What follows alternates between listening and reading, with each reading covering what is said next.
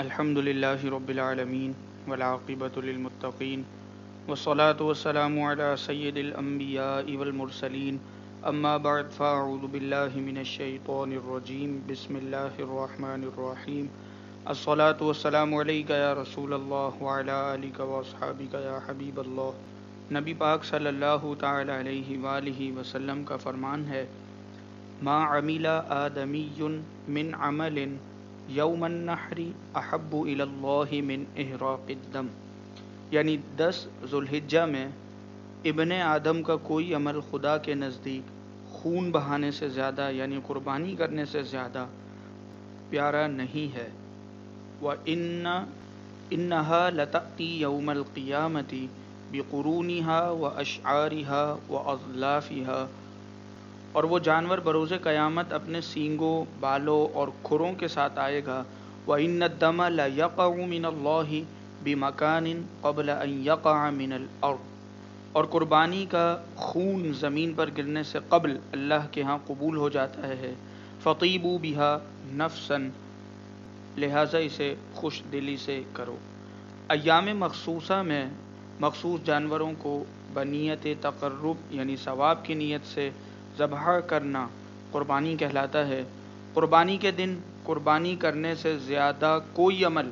اللہ کو محبوب نہیں ہے، اور جو پیسہ قربانی میں خرچ کیا گیا اس سے زیادہ کوئی دوسرا روپیہ اللہ عز و جل کو پیارا نہیں ہے، اسے خوش دلی کے ساتھ کرنے کا حکم دیا گیا ہے۔ حضرت علامہ علی قاری رحمۃ اللہ تعالی علیہ لکھتے ہیں کہ عید کے دن عبادات میں سے افضل عبادت قربانی کا خون بہانا ہے،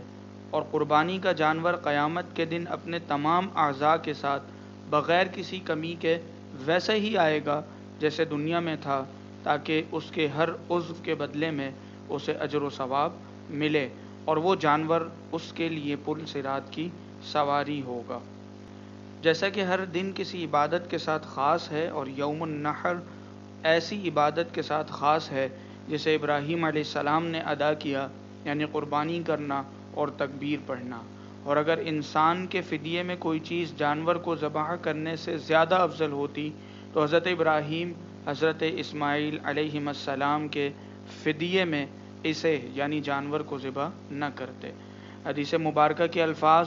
فَطِيبُوا بِهَا نَفْسًا کی شرح میں